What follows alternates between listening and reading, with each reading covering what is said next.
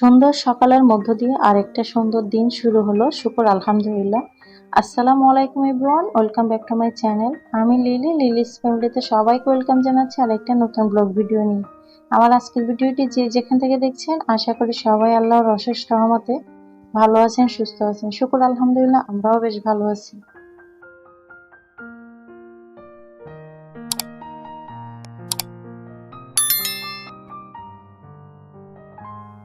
অনেকটা শীতের আমেজ শুরু হয়ে গেছে বলা যায়। তো সকালে হচ্ছে যে শীতকালের কুয়াশাটা সেটা হালকা থাকে, আর রোদটা অনেক মিষ্টি। যে রোদটা থাকে শীতকালে মানে অতিরিক্ত তেজ থাকে না, তো সেরকম একটা রোদ।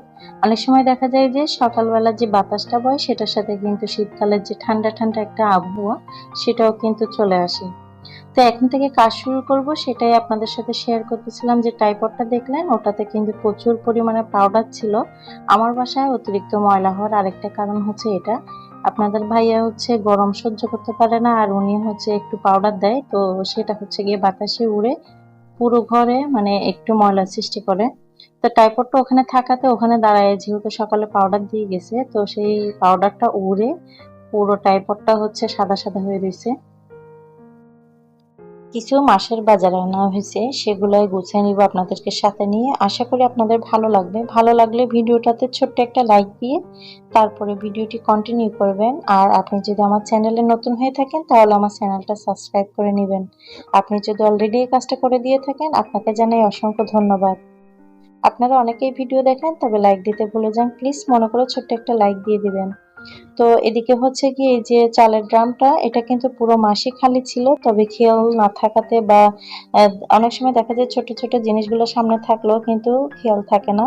তো এইরকমই অবস্থা একটা, তো ময়লা হয়ে গেছে বেশি। তো এখন যেহেতু খেয়াল হয়েছে বা চোখে পড়ছে, তো এইভাবেই হচ্ছে আমি পরিষ্কার করে নিলাম। আর ভিতরটা হচ্ছে একটা শুকনো কাপড় দিয়ে মুছে নিছি, বাইরেরটা হচ্ছে এভাবেই পরিষ্কার করে নিলাম।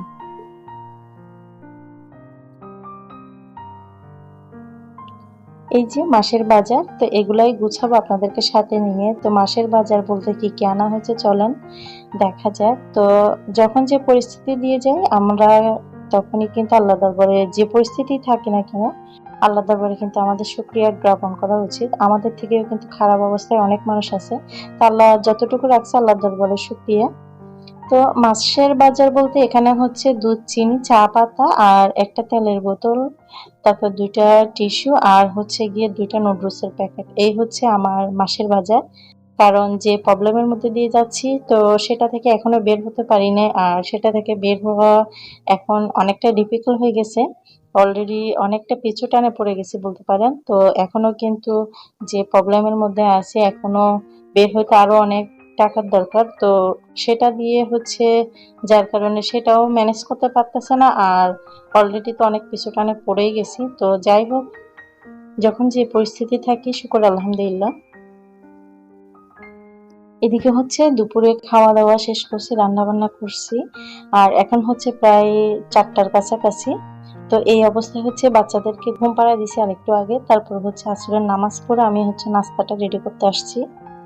তো আজকে বিকালে নাস্তা হচ্ছে সম্পূর্ণ অন্যরকম ভাবে বানাচ্ছি। তো কিছু চাল গুঁড়ি করে নিছি, তো পিঠা বানাবো সেই জন্য। আর এগুলো হচ্ছে গিয়ে কিছু বিস্কিট গুঁড়ি করে নিছি, একটা কেক বানাবো। তো কিভাবে বানাবো সেটাও আপনাদের সাথে আজকে শেয়ার করি। এটা কেক বললেও বলতে পারেন, আবার প্রোটিন বললেও বলতে পারেন। তো এটা কেকও না, পুডিংও না। তো আমি হচ্ছে এখানে কিছু বিস্কিট গুঁড়ি করে নিচ্ছি, এটা চাইলে আমি ব্লেন্ড করে নিতে পারতাম, তবে আমার হাতে ওরকম সময় নাই, তো সেই জন্য হচ্ছে হাতে গুঁড়ি করে নিলাম। এরপর এখানে হচ্ছে কিছু দুধ, চিনি আর সামান্য একটু ইস্ট আর ১ চিমটি লবণ দিয়ে তারপর সম্পূর্ণ উপকরণগুলো হচ্ছে মিক্স করে নিচ্ছি। আর এরপর হচ্ছে এভাবে করে নিচ্ছি। ওই পাশে হচ্ছে কিছু চাল ব্লেন্ড করে নিছি, আর এখন হচ্ছে নারকেল, চিনি আর কলা দিয়ে বড়া পিঠা বানাবো। তো সেই জন্য ওটা রেডি করে নেব পরে। তো আগে হচ্ছে এগুলো সব মিক্স করে এক পাশে রেখে দিছি। এখানে হচ্ছে একটু গরম পানি দরকার, তো সেটা গরম পানি চুলায় বসায় দিয়ে হচ্ছে এই কাজগুলো করে নিচ্ছি। তো এই বাটিতে হচ্ছে করার চেষ্টা করতেছিলাম, মানে মথে নেওয়ার চেষ্টা করতেছিলাম, তো বাটিটা হচ্ছে একটু ছোট হয়ে গেছে। মানে যত জিনিসে লাগাবো, তো তত জিনিসই হচ্ছে আমারই পরিষ্কার করতে হবে বা ধুতে হবে, সেই জন্য চাচ্ছিলাম যে না লাগানোর জন্য। তো দেখতেছি যে মাথা যাচ্ছে না, পরে হচ্ছে বড় এটাতে নিয়ে নিলাম। এখানে হচ্ছে এই যে নারকেল, কলা আর চিনি আর চালের গুঁড়া দিয়ে সামান্য একটু লবণ দিয়ে হচ্ছে মথে নিচ্ছি। এটা হচ্ছে তেলে ভেজে পিঠাটা বানাবো।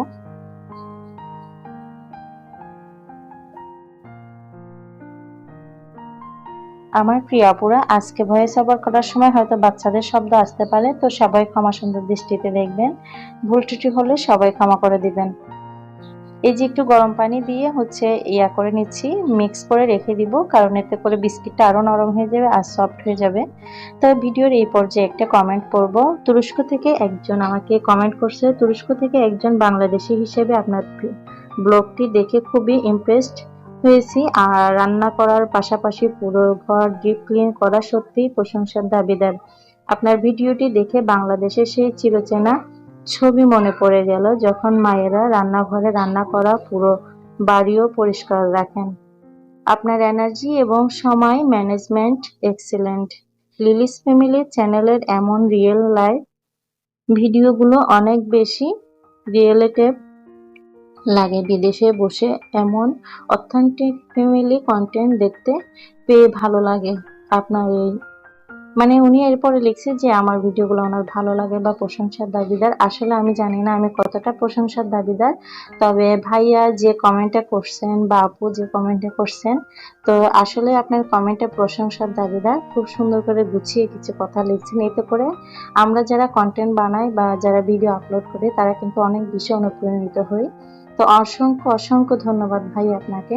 তো এরপর হচ্ছে গিয়ে বাকি পিঠাগুলো আমি চুলায় ভাজতে দিছি, আর এদিকে হচ্ছে কেকটাও কিন্তু এই যে ইলেকট্রিক চুলা এখানে কিন্তু বসাই দিছি। বড়া পিঠা ভাজতেছিলাম আর পিঠাগুলো হচ্ছে খাচ্ছিলাম।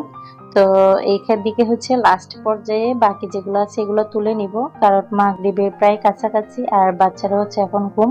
ওরা ঘুম থাকতে থাকতে আমি আমার কাজগুলো সেরে নেওয়ার চেষ্টা করব। দেখে হচ্ছে চাটা বসাই দিছি, কারণ হচ্ছে আজান দিয়ে দিছি, তো পিঠাগুলো তুলে রেখে হচ্ছে নামাজ পড়তে চলে যাব। এরকম বড়া পিঠা কিন্তু গ্রামের বাড়িতে বেশ বেশি চলে বা বেশি খাওয়া হয়। শহরে কিন্তু মিষ্টি জাতীয় খাবারটা অনেকে অনেকভাবে খায়, তবে এই ধরনের পিঠা বানিয়ে কিন্তু খুবই কম খাওয়া হয়। তো যেহেতু সময় পাইছি আর কলা ছিল, তো সেই জন্য হচ্ছে রেডি করে নিলাম। এই যে আমার বাচ্চারা ঘুমাচ্ছে, দেখেন এক একটা মশলায় কোন দিকে গেছে, একটা এদিকে আর একটা ওইদিকে। তো এই অবস্থায় রেখে হচ্ছে আমি নামাজটা আদায় করে নিব। এই পর্যায়ে নামাজটা আদায় করে নিব, আর ওরা উঠলে হচ্ছে ওদেরকে সাথে নিয়ে নাস্তাটা করে নিব। তো এই পর্যায়ে হচ্ছে বাচ্চারা উঠে গেছে, আর ওদেরকে সাথে নিয়ে হচ্ছে আমি নাস্তাটা সেরে নিব। এই যে আমার কেক বলেন আর পুডিং বলেন সেটা। তো আজকের ভিডিও এখানে শেষ করব। সবাই ভালো থাকবেন, সুস্থ থাকবেন। আসসালামু আলাইকুম, আল্লাহ হাফেজ।